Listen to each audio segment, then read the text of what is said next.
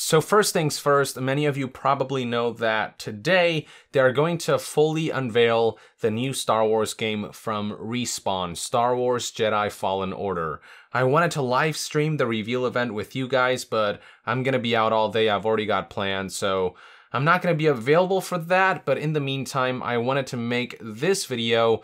There's some good information here that will, I think, alleviate certain concerns about the game before its announcement. It is obviously no secret that ever since EA acquired the exclusive publishing rights to Star Wars game, it's just been a clusterfuck. It's been a disaster. Every game they've released so far has been just subpar, egregious, just terrible. And so, you know, a lot of fans were left disillusioned, hopeless that we would ever see a good Star Wars game when the publishing rights are owned exclusively by EA. But one game that I think a lot of us have been placing our hopes and dreams on is on this Star Wars Jedi Fallen Order being developed by Respawn. Respawn is, of course, the developers behind acclaimed series like Titanfall and more recently Apex Legends. Now, I do not trust EA, alright? Let's get that out of the way. But I do trust Respawn Entertainment. Titanfall obviously turned out to be a very good series of games. Then EA acquired Respawn, which concerned a lot of people, but then they released Apex Legends, and that turned out to be a really good game. It does have some of the shady monetization tactics that EA mandates for these types of games, but overall, the game, it's a free-to-play game. The monetization is, you know, the loot boxes I'm not a big fan of. The gameplay itself is so good that people are willing to kind of overlook things. They created a solid battle royale with a unique take, with the abilities and the focus on team play, just really well received overall. And now, the team over at Respawn, they're fully committed to this game, Star Wars Jedi Fallen Order. And a lot of people are wondering, what type of game is this? Is this something to look forward to? Is this going to be another disastrous Star Wars game? All fair concerns and questions given EA's track record. It's a pretty bad and shady track record. But fortunately, Vince Zampella was recently interviewed and he stated something really interesting that I think a lot of you will be pleased to find out. Here's the clip in question. This is from the Star Wars Celebration event. Check it out. Let's do like ballpark. This is all right. This is in the dark times. It's a Padawan's journey who survived after Order 66, and we're gonna see his journey to.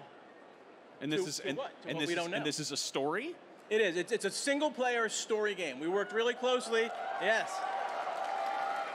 Hey, Vince, no multiplayer, no microtransactions. It's a story game.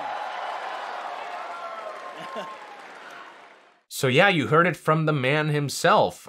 This is pretty blatant assurance. There's no, you know, trying to issue some kind of vague PR statement to sidestep the discussion. It's him just blatantly saying, hey, this is a story-driven game, nothing more, nothing less, no extraneous crap. And on top of that, Blair Brown, who is a producer over at Respawn, he further corroborated this with the following tweet, which reads, "So happy to be working on a single-player story-focused game again. No multiplayer and no microtransactions for Jedi Fallen Order." So what we are basically getting here is a Star Wars game that is not a live service.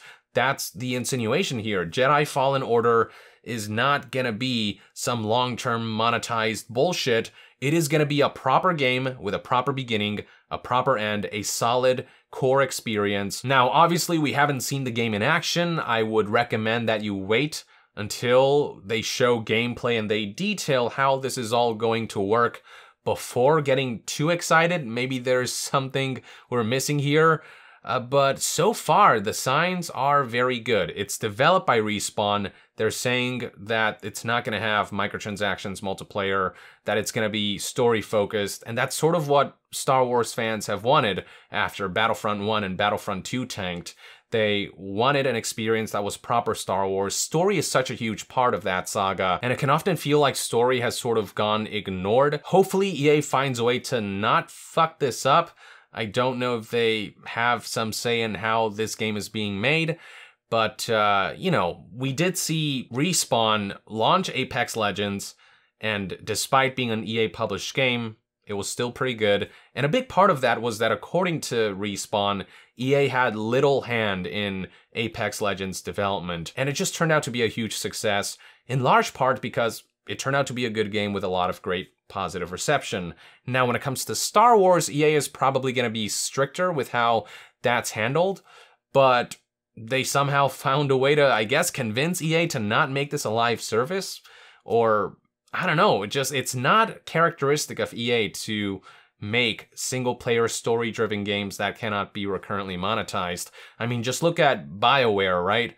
Dragon Age 4, there was Project Joplin, which was supposed to be this single-player focused experience which focused on things like player choice that affects the narrative, a reactive world, stuff like that. And then part of why EA canceled that project is because it wasn't a live service. So now the new version of Dragon Age 4, codenamed Morrison, that is going to be a live service.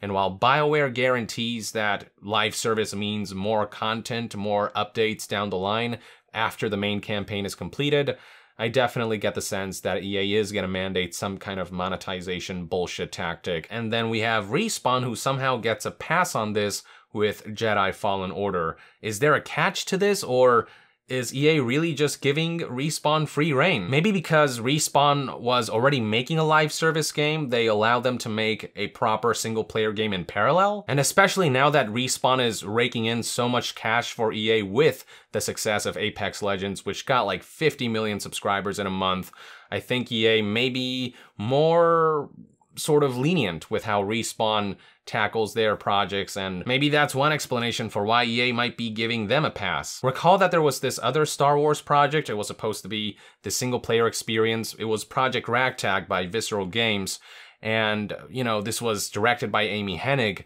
It was this really cool concept where you played as a ragtag band, and you would play as different characters, and the whole concept was really interesting, and it was supposed to be an Uncharted style experience for Star Wars, but EA decided that because it wasn't a live service, they just kind of canned it.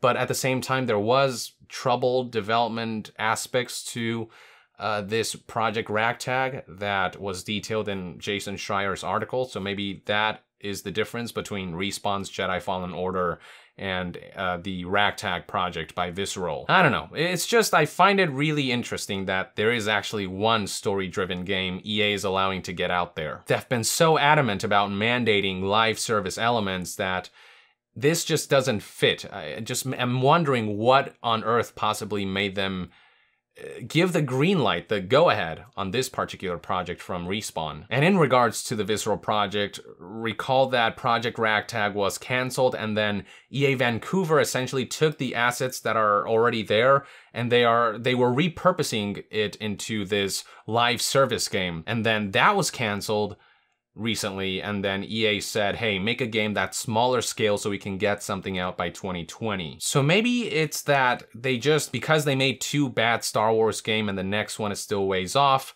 they cannot afford to not ship some kind of Star Wars game, and so they're, I don't know, really pushing for this Jedi Fallen Order, despite the fact that it's a single-player game. Maybe they're trying to win some reputation back by shipping a proper product that people would actually desire. I don't know. These are just some of the things that I'm throwing around. I honestly have no clue, but whatever the reason, I'm just happy to hear that we are getting a story-focused Star Wars game.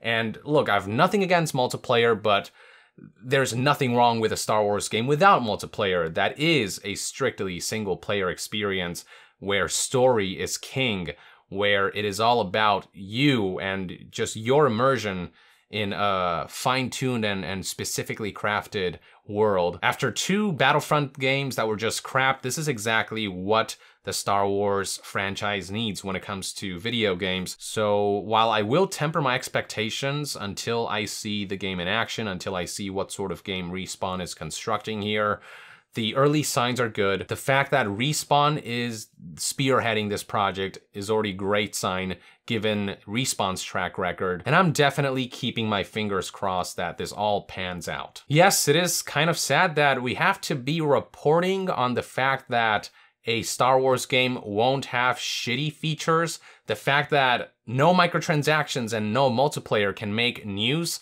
it's so sad. It goes to show the kind of landscape we have right now when it comes to AAA games, because they're all expected to be recurrently monetizable and to prioritize engagement over fun. And so it's good to hear that the goal with this particular game is the other way around, that it's going to emphasize fun and interactivity and immersion more than anything else. They're actually making a game for the sake of making a game rather than monetizing the player to hell and back. So seriously, good luck, Respawn. Wishing you the best. I hope this is a Star Wars game to remember. I hope everyone can walk out of here happy.